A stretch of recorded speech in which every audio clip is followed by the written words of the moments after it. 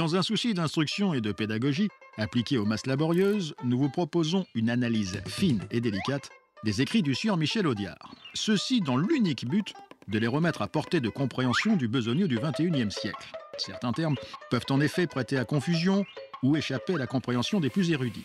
Dorénavant, grâce à ce petit Audiard illustré par l'exemple, le phrasé du plus célèbre des dialoguistes n'aura plus aucun secret pour vous.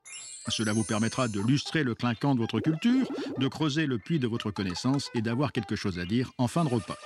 Or donc, ouvrez vos cahiers et affûtez vos crayons à mine HB, voici la leçon du jour. On a à peine de quoi faire la moitié du chemin. Oui, mais je le sais bien. Seulement si on se pointe à Sylvain, on tombe sur le tamis de monsieur. Et si on continue tout droit, on tombe en Baloche. Baloche. Michel Audiard se sert ici d'une expression peu usitée. On va se demander s'il n'en est pas l'inventeur.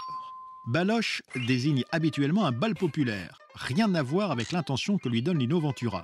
Mais baloche désigne également les glandes génitales qui différencient l'homme de la femme, servent à la procréation et gonflent démesurément après avoir reçu un violent coup de genou. Baloche est voisin de burne, roubignol, roupette et coloquinte. Dès lors, l'expression « tomber en baloche » est à rapprocher de la plus explicite, mais moins gracieuse « partir en couille » que l'on utilise pour dire que rien ne va plus, que tout fout le camp. Et du côté de Tobruk, l'ancien boxeur devenu brigadier utilise baloche pour parler de panne. Moi, j'ai étudié ça. C'est assez bichant. Bichamp, ne pas confondre avec Bichat, qui est un hôpital parisien connu pour ses entretiens. Bichamp vient de bicher, que l'on trouvait dans l'expression bicher comme un pou dans la crème fraîche.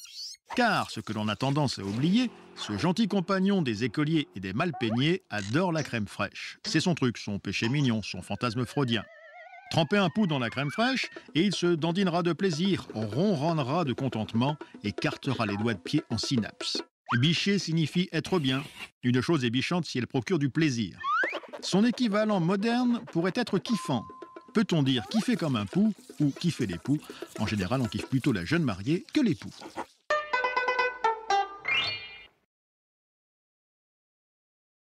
Je l'ai écarté de combien? Oh, remarquez, je disais le cap de Bonne-Espérance pour pas vous vexer. En réalité, nous fonçons vers le pôle sud. Freine un peu, dis, tu veux. On pique ce nord-est et puis ça fait le blow. Blow.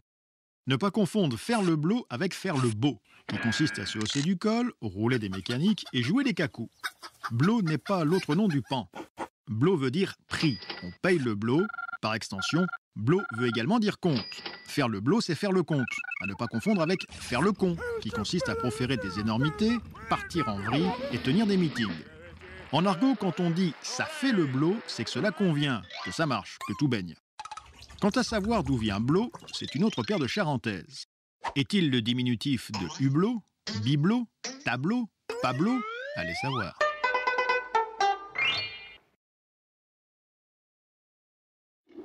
Vous allez pas nous déballer toute votre carte postale, non? Couplé sur Paris, il y a 2 ans qu'on en croque. Ça revient comme du chou. Les petits bistrots pas chers, les gambilles du samedi, la place du tertre, le poivre du pont de l'Allemagne. Gambille.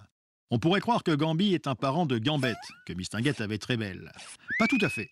Certes, il faut des gambettes pour gambiller. À l'origine, ce verbe signifiait marcher. On gambillait sur ses gambettes en gambergeant. Mais quand Lino Ventura parle des gambilles du samedi, ce n'est pas pour évoquer des marches forcées, ni des trekking dans les rues de Paris. Que fait-on avec ses jambes? On marche, on court, on trottine, on saute et on danse. Pendant longtemps, la France dansa dans des bals populaires, une tradition qui permettait de se dégourdir les gambettes, de lier connaissances et d'écluser les gorgeons. Évoquer les gambilles, c'est raviver un passé ancré dans ces bals où l'on savait s'amuser. Il faut faire un S, comme ceci. Eh ben, faisons-le. Ça fait faire un détour de plus de 100 bornes, on sera marron pour l'essence. Oui, on va tomber en rideau. Rideau. Le rideau est utilisé à toutes les sauces. Au théâtre, tirer le rideau, c'est marquer la fin de la pièce. En amour, grimper au rideau, c'est vibrer de frétillements extatiques. En sidérurgie, construire un rideau de fer, c'est séparer 2 parties qui n'ont aucune envie de se voir. Enfin, dans le domaine maritime, subir le rideau de la méduse est annonciateur de pires catastrophes.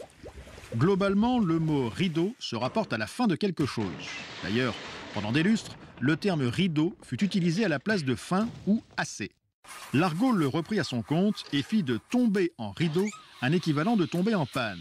Du côté de la jante féminine, il est de coutume de préférer les amants qui font grimper au rideau à ceux qui tombent en rideau. On a de l'essence, de la flotte, du singe. On est à 700 bornes de Longwy, on a de quoi en faire 1000. C'est une balade, non? Singe. Ici, ce terme ne désigne pas le gentil quadrumane qui s'affiche comme notre lointain cousin et notre proche caricature. D'ailleurs, pourquoi des militaires en perdition dans le désert s'encombreraient d'un mammifère primate, sachant qu'ils en voient tous les jours à la caserne? Ici, le singe est de la nourriture. À défaut de bouffer de la vache enragée, les soldats mangeaient du singe. Ce substantif désignait le bœuf en conserve, que nos amis d'outre-Manche dénomment le cornet de bœuf. Comment est-on passé du bœuf au singe? Mystère. Aucune fable de La Fontaine derrière ce raccourci, mais probablement un rapport de goût. Le cornet de bœuf est particulièrement infect, aussi infect que du singe. Encore faut-il avoir le courage de vérifier cette comparaison.